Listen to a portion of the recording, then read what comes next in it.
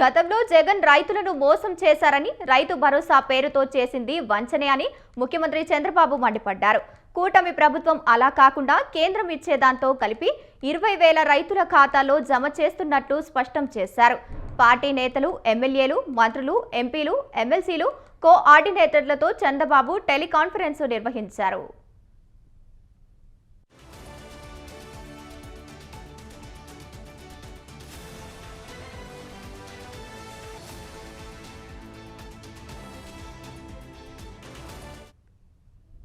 ఈ నెలలో అమలు చేయబోతున్న అన్నదాన సుఖీభవ, మహిళలకు ఉచిత బస్సు ప్రయాణంపై మరోసారి నేతలకు వివరించారు.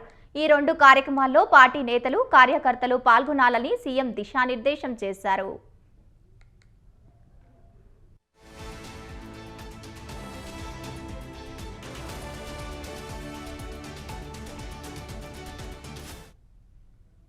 కూటమి ప్రభుత్వం చేపట్టే ప్రతి కార్యక్రమాన్ని ప్రజల్లోకి మరింత బలంగా తీసుకెళ్లాలని సూచించారు.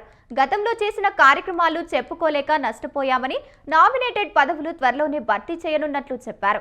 తనకు కార్యకర్తలే ముఖ్యమన్న చంద్రబాబు, కష్టపడి పనిచేసిన వారికి త్వరలోనే పదవులు ఇవ్వనున్నట్లు తెలిపారు.